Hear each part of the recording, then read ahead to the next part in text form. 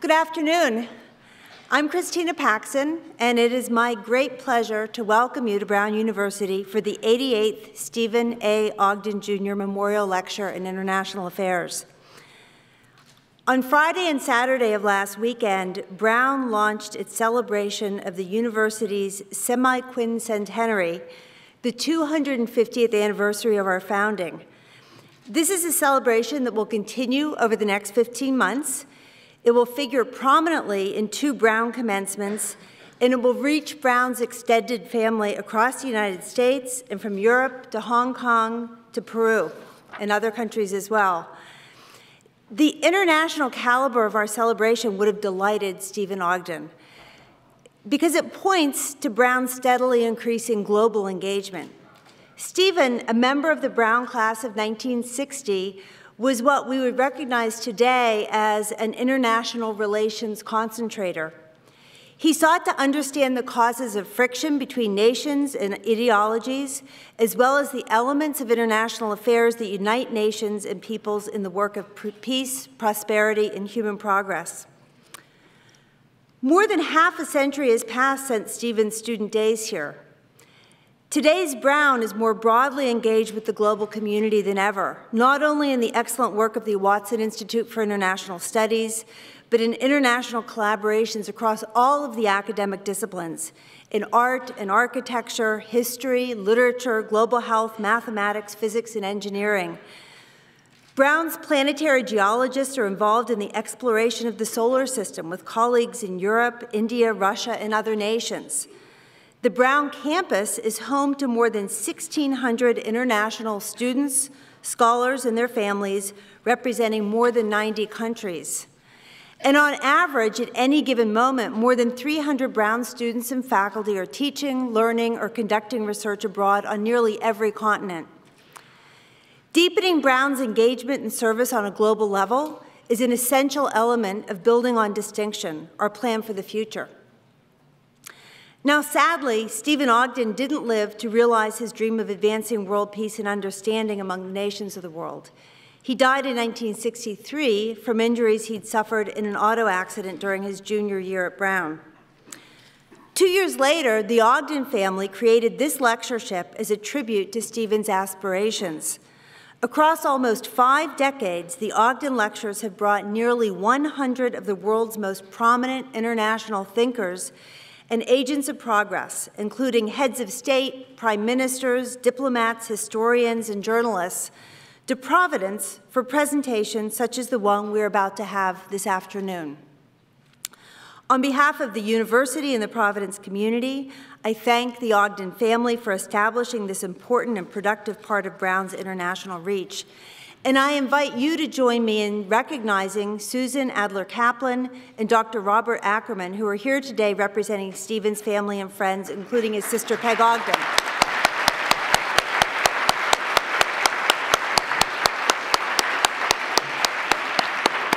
Thank you very much. Today we welcome His Highness the Aga Khan to the Brown campus, not as a newly arrived guest, but as a returning friend of the university and a Brown parent. In May 1996, Brown conferred the honorary Doctor of Law degree upon His Highness. At that time, President Vartan Gregorian said of him, quote, "He has become a major activist for civilized humanity and universal values, not in words, but in deeds, not in one location, but around the world. For he believes in the long tradition of Ismaili community values, that education, self-reliance, solidarity, and character are the elements which keep a community vibrant and healthy and lead to enlightenment and dignity." In the 18 years since, His Highness's critically important work has intensified and expanded. As the 49th hereditary Imam, the spiritual leader of the Shia Ismaili Muslims, His Highness has been productively engaged with the development of Asia and Africa, work he and his organizations have pursued for nearly 60 years.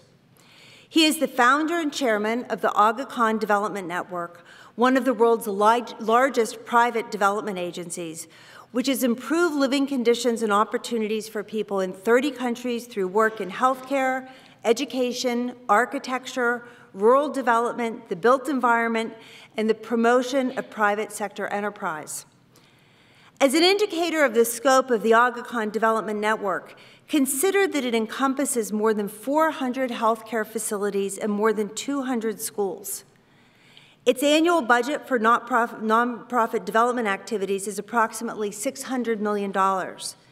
In 2012, project companies associated with these efforts generated close to $3 billion in total revenue, surpluses of which are reinvented in further development activities. The Aga Khan Development Network enjoys close partnerships with public and private institutions, including governments, international organizations, companies, foundations, and universities. About 80,000 people work for the network. The network's efforts range from small, the microloans and financing that are so important to eager but resource-poor entrepreneurs, to 2 entire universities. The 5 campuses of the Aga Khan University and the University of Central Asia, whose School of Professional and Continuing Education has served nearly 50,000 students in Tajikistan, Kyrgyzstan, and Kazakhstan. His Highness once made the following remark: "Education has been important to my family for a long time. My forefathers founded Al-Azhar University in Cairo some 1,000 years ago. Discovery of knowledge was seen by these founders as an embodiment of religious faith. Faith is reinforced by knowledge of workings of the Creator's physical world. The form of universities has changed over these 1,000 years, but that reciprocity between faith and knowledge remains a source of strength."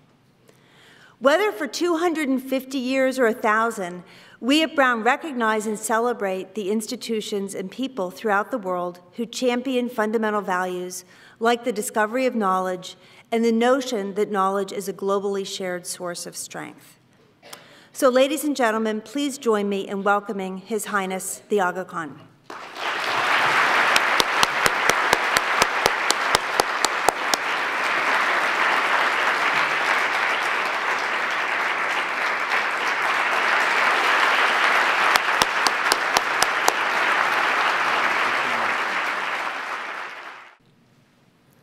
Bismillahirrahmanirrahim.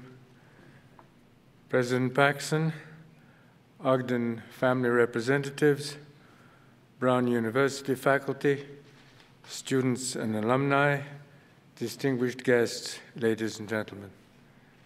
Thank you very much, Madam President, for your very kind introduction. It is a great honor for me to give the Ogden lecture, to be included in the distinguished company of past Ogden lecturers, and to pay tribute to the memory of Stephen Ogden. I am also delighted to be present for the opening weekend of Brown's 250th anniversary, or one might say, the happy conclusion of Brown's first quarter of a millennium. I have long felt a close sense of belonging at Brown.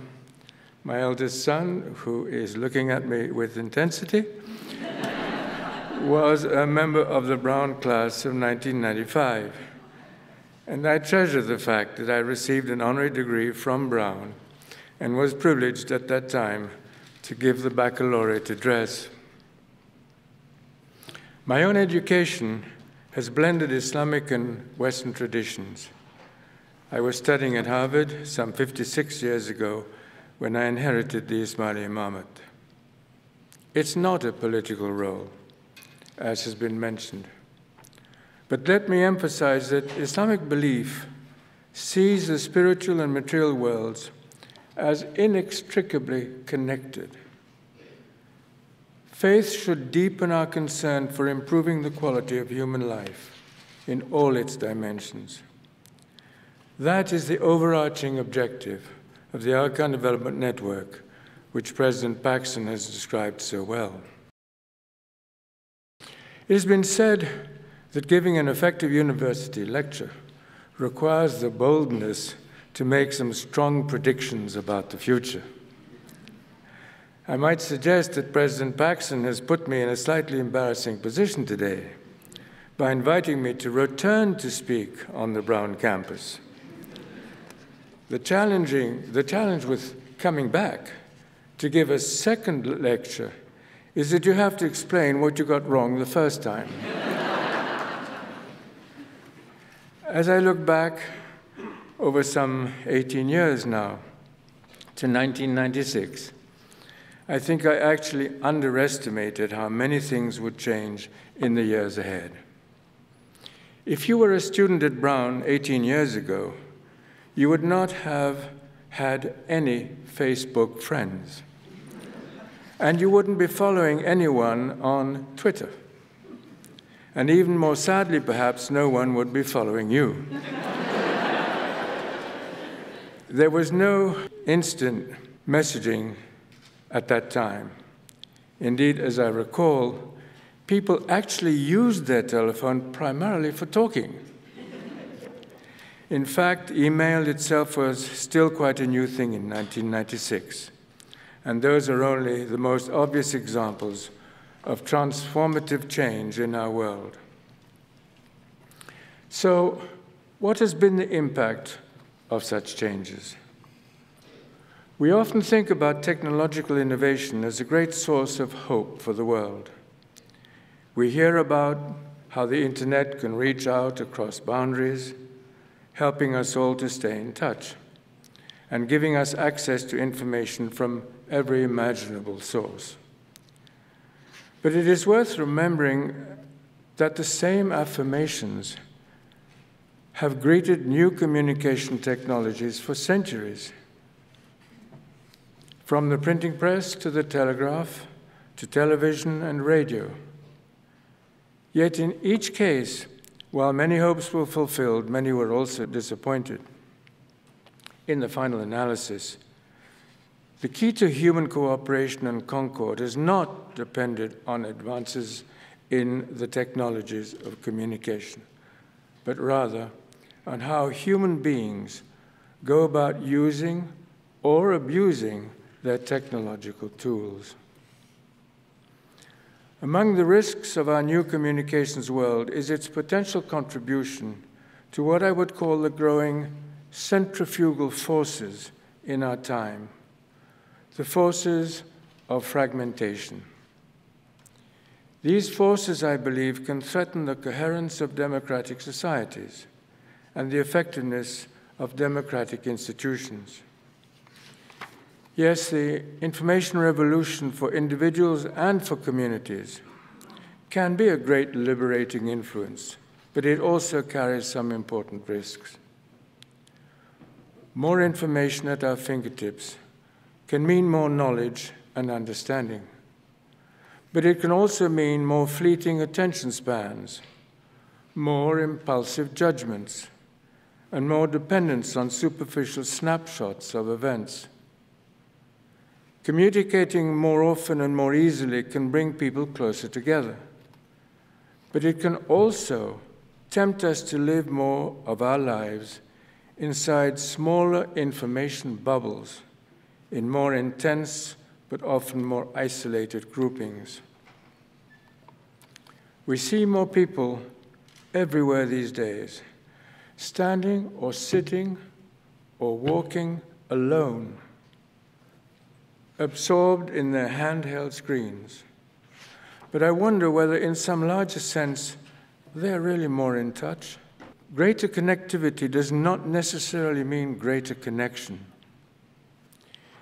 Information travels more quickly in greater quantities these days, but the incalculable multiplication of information can also mean more error, more exaggeration, more misinformation, more disinformation, more propaganda. The world may be right there on our laptops, but the truth about the world may be further and further away. The problem of fragmentation in our world is not a problem of diversity. Diversity itself should be a source of enrichment. The problem comes when diverse elements spin off on their own, when the bonds that connect us across our diversities begin to weaken. Too often, our world grows more complex.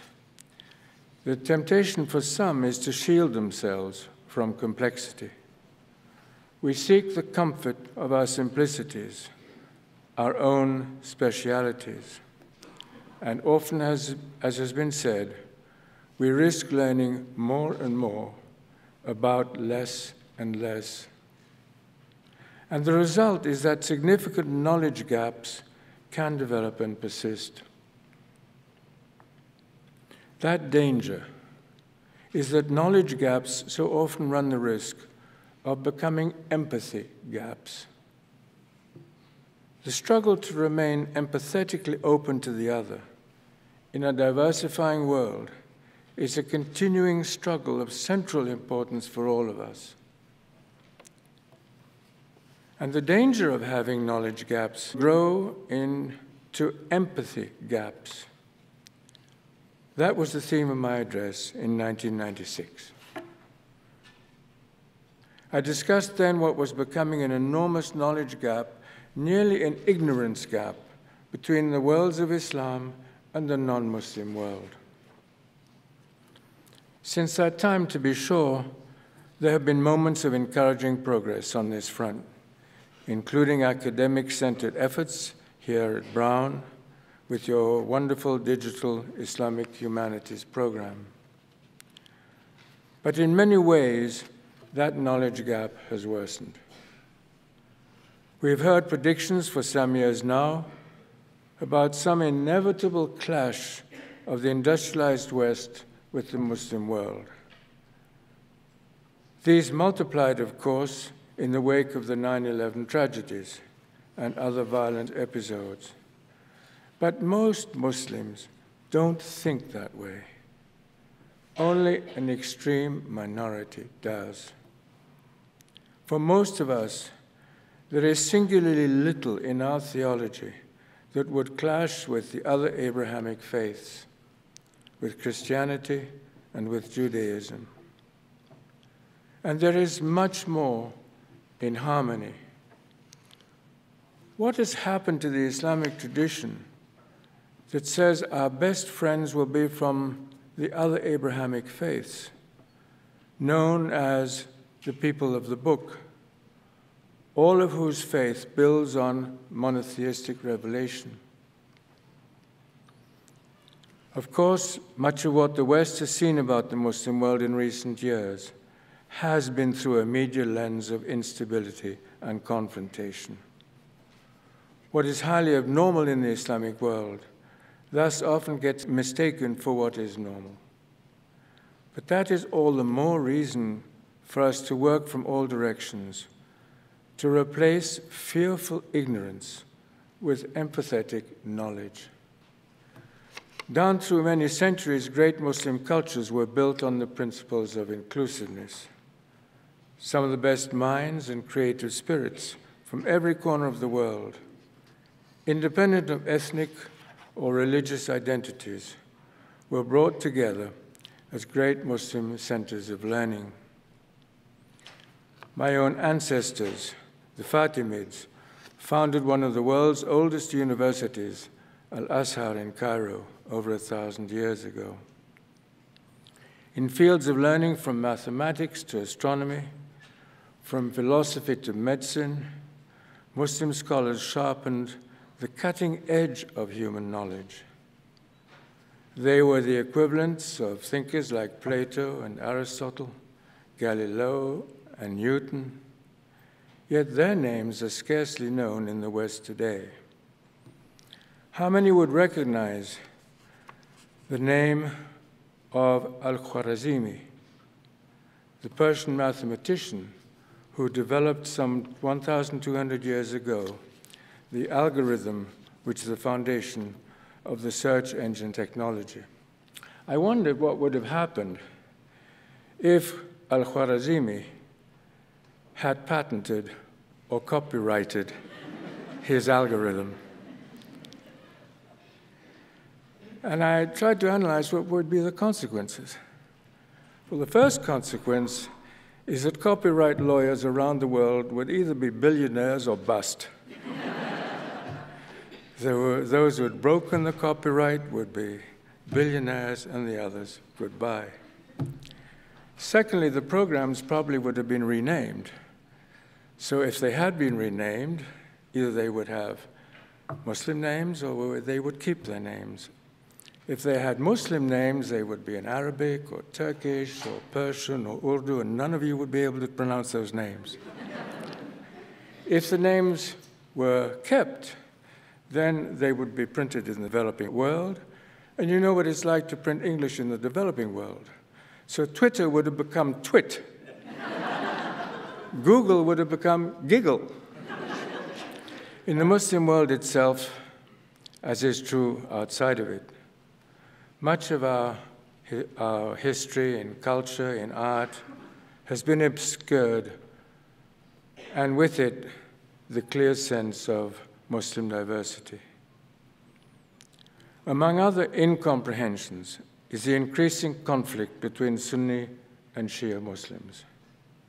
In places like Pakistan and Malaysia, Iraq and Syria, Lebanon and Bahrain, Yemen and Somalia and Afghanistan, the Shia-Sunni conflict is becoming an absolute disaster. But the harsh truth is that religious hostility and intolerance between as well as within religions is contributing to violent crises and political impasse all across the world. In the Central African Republic, in South Sudan, in Nigeria, in Myanmar, in the Philippines, and in the Ukraine, and in many other places. Such hostilities, of course, represent the most sinister side of what I have described as the centrifugal, fragmenting patterns of our times. So then, how can we respond to such tendencies? The response I would emphasize today is a thoughtful, renewed commitment to the concept of pluralism and to the closely related potential of civil society. A pluralist commitment is rooted in the essential unity of the human race. Does the Holy Quran not say that mankind is descended from a single soul? In an increasingly cosmopolitan world, it is essential that we live by a cosmopolitan ethic, one that addresses the age-old need to balance the particular and the universal, to honor both human rights and social duties, to advance personal freedom and to accept human responsibility. It is in that spirit that we can nurture bonds of confidence across different peoples and unique individuals, welcoming the growing diversity of our world, even in matters of faith, as a gift of the divine. Difference in this context can become an opportunity, not a threat, a blessing rather than a burden. This brings us to the challenges of governance in our time. How do we organize our complex societies to achieve harmony and coherence and progress, even at this time of growing diversity? These have always been difficult questions, and they're not getting any easier. As you know, they were particularly difficult questions for the United States. Back in this university's earliest years, as 13 former colonies tried to write a new national constitution.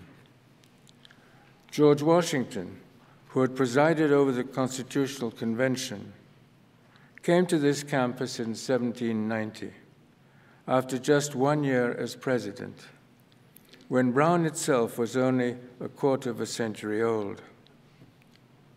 He traveled to Providence to mark the recent adoption of the new U.S. Constitution by the state of Rhode Island, the last of the original 13 states to do so. His visit was to celebrate the completion of that constitution writing process. You may have known about this from reading the plaque that still hangs on the wall of University Hall, on the brown main green, where Washington strolled that day with the university's president. I'm told, incidentally, that Washington was greeted here with the roar of cannons and the ringing of bells and a spirit of great decorum. I don't know about the cannon and the bells, but I must testify, as a Count University guest, that the great decorum has not changed at all. Thank you. Washington's visit in Providence marked a moment of historic constitutional significance. And the questions we have raised today, balancing centrifugal, fragmenting realities on the one hand, with the imperatives of national bonding and governing on the other, were central concerns for Washington at that moment and throughout his career. After 8 years of coping with these issues as the first American president, he made them the major theme of his famous farewell address.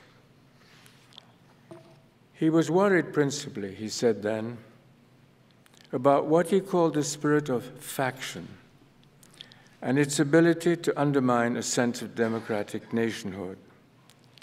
He described faction as a spirit that kindles the animosity of one part against another, creating a fatal tendency to elevate a small but artful and enterprising minority of the community against the whole.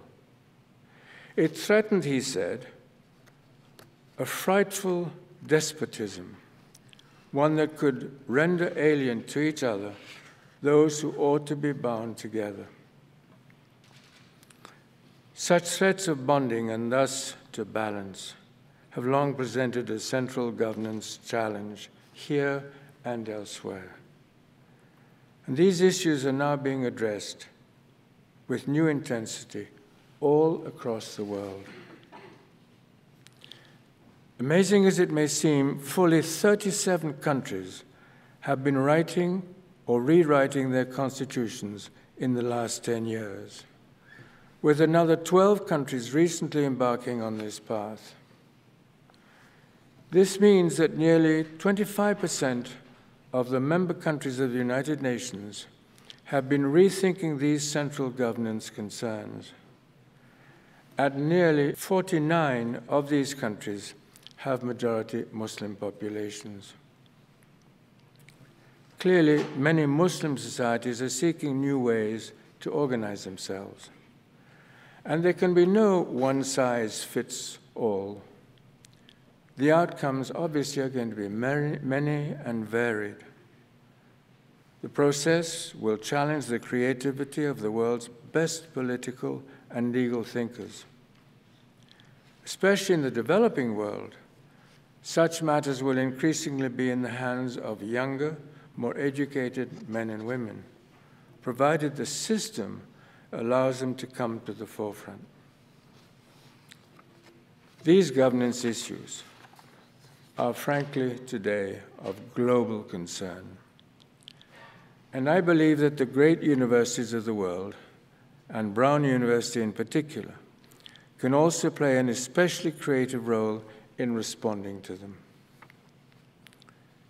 The challenge, as we have said, will be one of balancing values and interests, honoring the importance of religious and ethical traditions, for example, while also respecting the free will of individual human beings, accommodating both the role of central governments and regional demands, reconciling the urban and the rural, providing for democratic change and institutional continuity, creating new governance frameworks is obviously not an easy task, but it can be accomplished. In Kenya, just 3.5 years ago, for example, a new constitution ratified by 2/3 of the voters redistributed power dramatically from the central level to 47 county governments. In Tunisia, just a few weeks ago, a new consensus constitution with 94% approval from the elected Constituency Assembly reaffirmed the Islamic identity of the Tunisian state while also protecting the human rights of religious and ethnic minorities. In these cases, and in other places such as Bangladesh, one of the fundamental constructive forces at work has been the strength of civil society. It is a topic that is worth serious attention. And I'm happy to say that it has been getting increasing attention, including the exemplary cutting-edge work here at Brown of the Watson Institute for International Studies. By civil society, I mean an array of institutions that operate on a private, voluntary basis, but are motivated by high public purposes. They include institutions devoted to culture, to science, and to research, to commercial, labor, ethnic, and religious concerns, as well as a variety of professional societies. They include institutions of the media and education. And I think the conclusion is that the success of democratic societies will depend in the end on more than democratic governments. The scale and the quality of civil society will become a factor, I believe, of enormous importance. A quality civil society has three critical underpinnings: a commitment to pluralism, an open door to meritocracy, and a full embrace of what I described earlier as a cosmopolitan ethic. The voices of civil society will reflect and express the growing complexity of society, not as autonomous fragments, but as diversified institutions seeking the common good. And I believe that the voices of civil society can be among the most powerful forces in our time. Where change has been overdue, they can be voices for change. Where people live in fear, they can be voices of hope. And one of the energizing forces that makes a quality civil society possible, of course, is the readiness of its citizens to contribute their talents and energies to the social good. What is required is a profound spirit of voluntary service, a principle cherished in Shia Ismaili culture and honored, I know, here at Brown. And progress is possible when the multiple diversity needs of any society can be matched by the multiple diversified inputs. That is also what civil society is all about. This is why great universities, with their broad, diversified programs, can be a resource of importance to the development of quality civil society in their own countries, but also around the world. And again, Brown offers a powerful example. Perhaps the biggest quandary we face in our economic and social development is the problem of predictability, knowing what changes are going to arise, and then deciding what is more or less likely to work in a given situation. But again, progress is possible when complex issues are subjected to competent, intelligent, nuanced, and sophisticated analysis, free from dogmatism, and based upon what I would describe as empathetic knowledge. This happens best in open meritocratic societies, where people's responsibilities are based on their competence. It also happens best when the intellectual resources of the world's great universities like Brown are brought into play. One of the important values of the Shia Ismaili tradition is the transformative power of the human intellect. That conviction underscores AKDN's strong commitment to education at all levels, wherever we are present.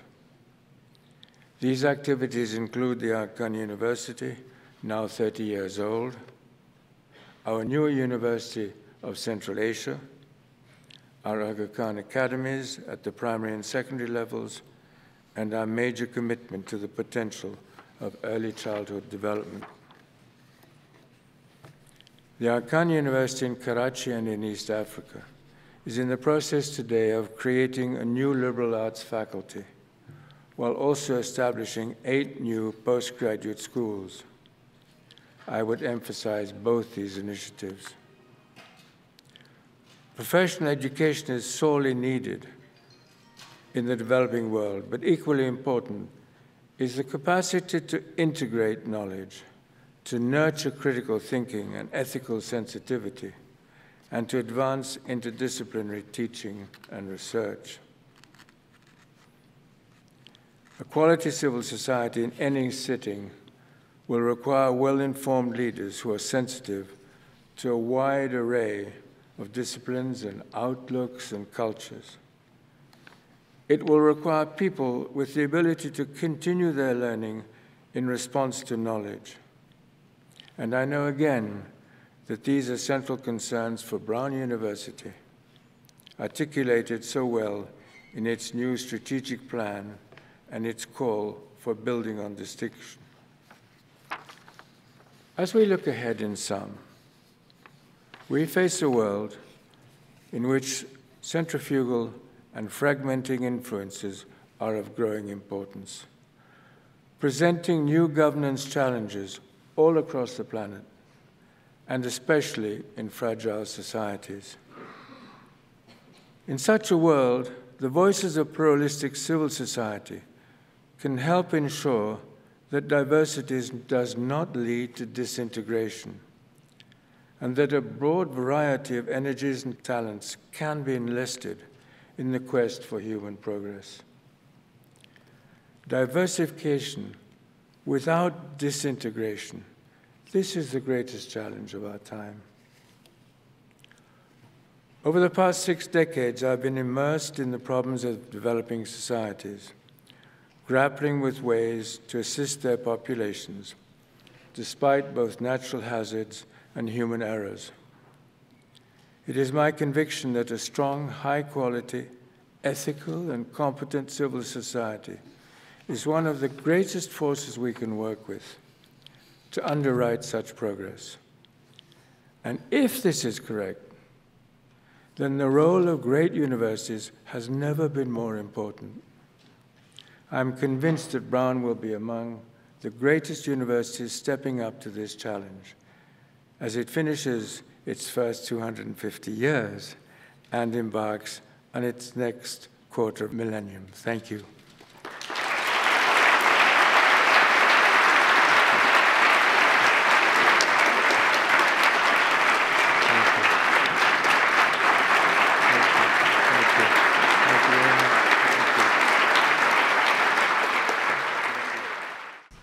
Your Highness, thank you so much for a wonderful talk, and it's just such a privilege to have you back at Brown again, and with your family and your colleagues, and just a real privilege. So thank you very much. Thank you, President. We have structured this part of this event really as a conversation. Before you came, we canvassed some members of the Brown community. We put together some questions that people might have for you, and I hope we can discuss some of the answers. I'll do the best I can. Okay, so one broad question. I mean, you are a global leader. Your institutions address a broad range of themes: education, healthcare, the built environment, culture, enterprise development. Can you help us understand how this very broad-ranging work links to the ethics of Islam? And I've also heard you talk about quality of life. How do those things relate? I think it relates to, first of all, the notion that in Islam, faith and world are not separate. We have a dual level of answerability to faith and world. And in fact, my interpretation says that you cannot abandon one for the other. You have to be rigorous in both. And therefore, if that's the case, you have to be effective in your material life as well as honest believer. I think the second thing is that in Islam, the faith says God has given His creation of the world to humankind to better. And the principle is you leave life having left the world better than it was when you were born into it. So you don't divorce yourself from real life. You seek to improve it and to leave it to others in a better state. Thank you. So I would like to ask you a little bit more about the Aga Khan Development Network, which you've put so much effort into and has such an important impact on people all around the globe. Mm-hmm. How can the Aga Khan Development Network best help fuel stronger economic development in civil society in the nations where it's had extensive operations? And I guess I'd really be interested to know how your approach has changed over time. Are you doing things differently than you were 16 years ago? Right, right. Well, I think we start like any organization by living within the context of individual countries, regions, and whatever it may be. So absolutely, there has been massive change since 1957. If you go back in your memories, you'll recollect how much of Africa and Asia was under colonial rule. The Cold War was still in place, and there were all the difficulties of, let's say, decolonization, new economic theories being tested in developing countries. This was a very, very difficult time. So yes, that's changed. And it's changed massively because I think there is new pragmatism in the way people and governments look at their future. How can AKDN contribute? Well, I think first of all is a careful analysis of what each country, each region is looking at. And you cannot compare Africa with Central Asia and so on and so forth. So you're actually country-specific or region-specific.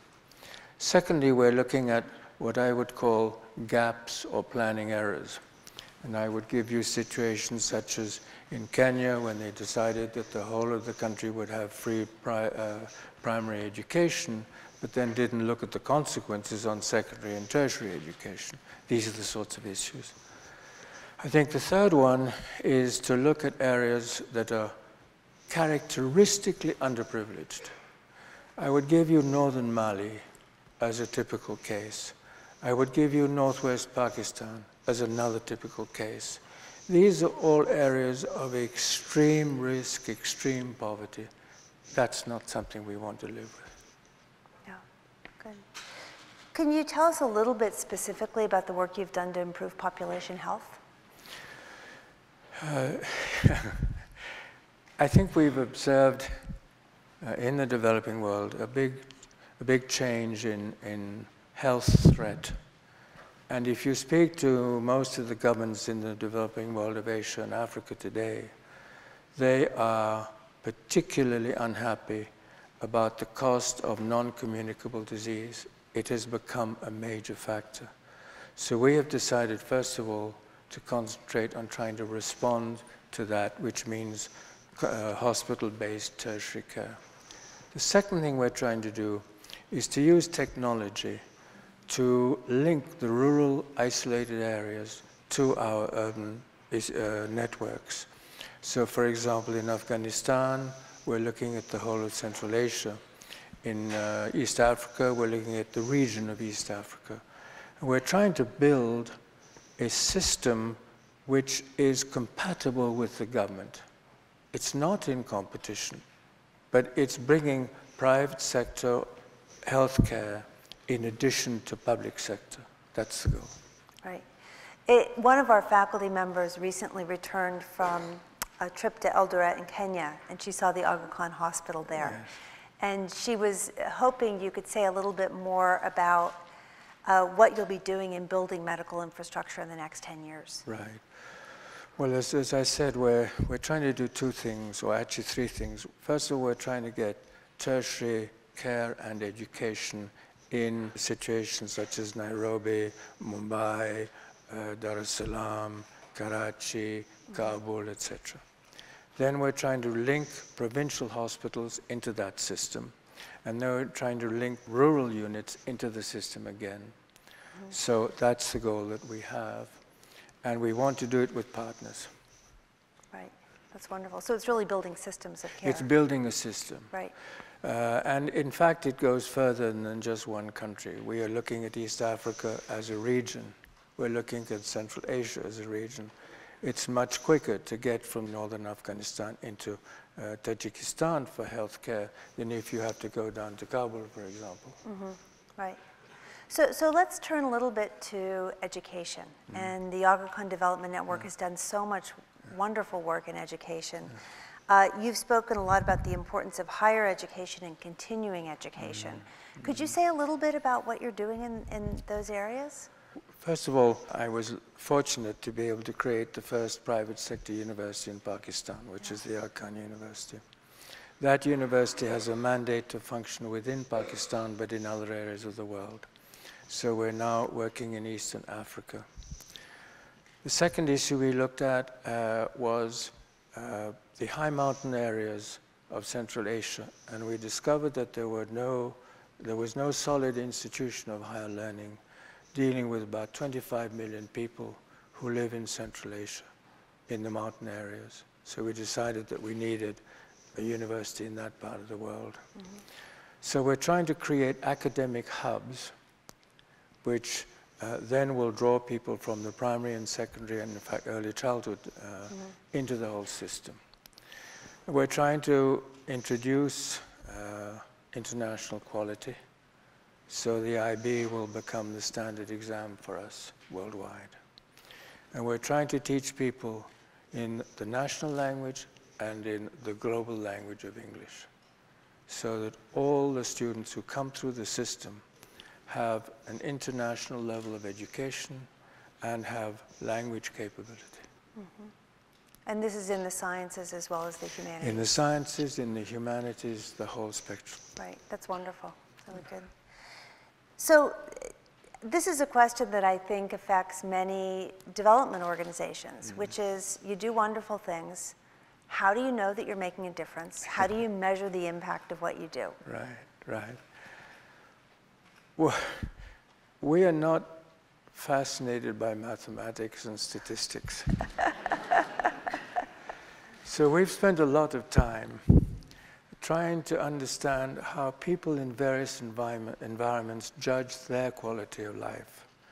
So we have, first of all, been able to bring together quality of life indicators from different parts of the world, which tell us how those populations look at their future. So we start with the quality of life indicators, and we measure where we are when we start. And then we put in a program, we measure its outcome, we correct, we run away, sometimes.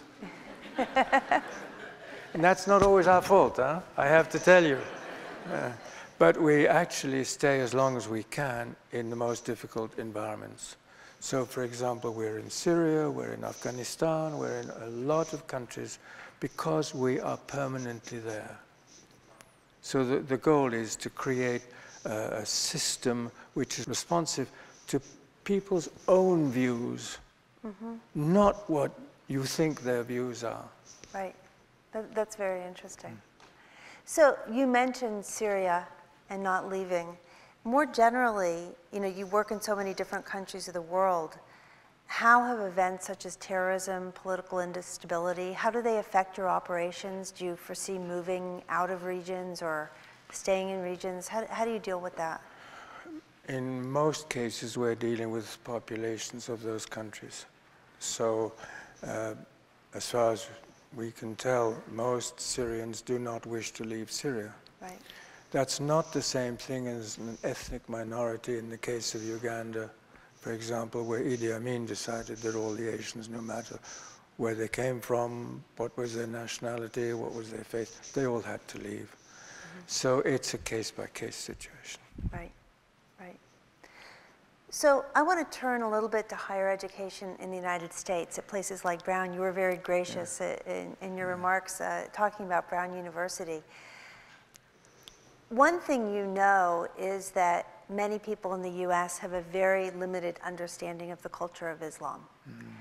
And the question is, what can universities do to remedy this lack of understanding? And you think about introducing things like Islamic art and architecture and humanistic scholarship. How do you see introducing those in the West and supporting that? Well, I've done some work, obviously, with American universities. I have a program of architecture at Harvard and MIT.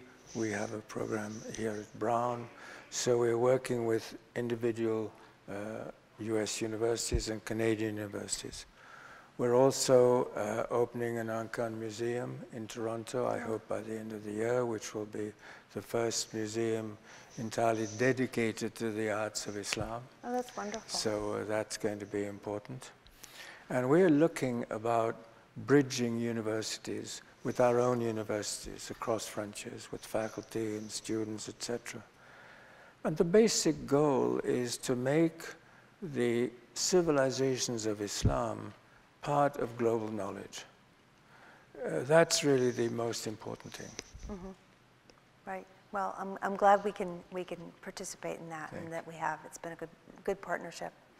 So more broadly, what role do you see for Brown and other research universities in America in improving the quality of life in the developing world? I mean, you're doing so much. Yes. What can universities do to improve the quality of life in developing countries? It's a big question, I know. That's asking what I'm going to ask you to do in the future. Okay, fair enough. But joking apart, your universities have carried forward a long tradition of concentration of research and knowledge. And it's not a part of Western civilization only.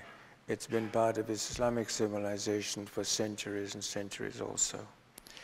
But as your world has become more developed, economically more powerful, you have concentrated more knowledge, more research in the West than we have been able to do elsewhere.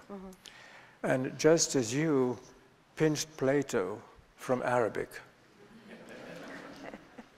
so we intend to pinch knowledge from you today. Fair enough. Very good. Really, I think there are two goals. One is, first of all, to gain in knowledge, but also to reposition our human capacities so that we are able to compete, and I don't like the word compete, but function more constructively in the world. Good. So we have time for one final question, and this is a broad one. We have many students in the audience. They're looking forward to making a difference in the world. That's a very distinctive feature of Brown.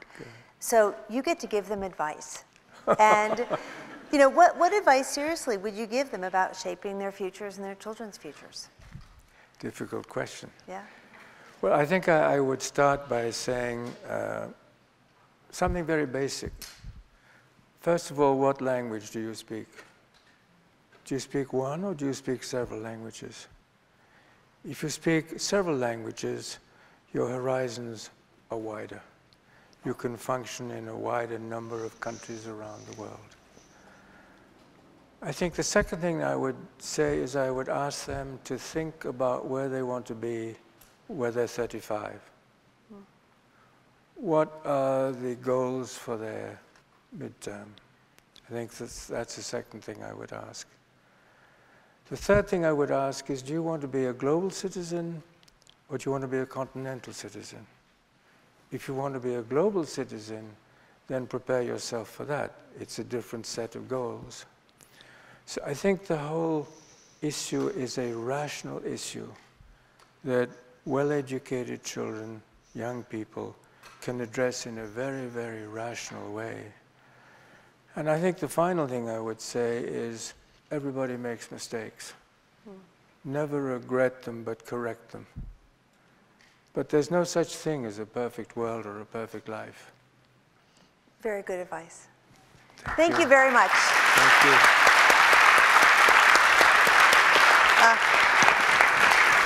Thank you very much, President. Thank you.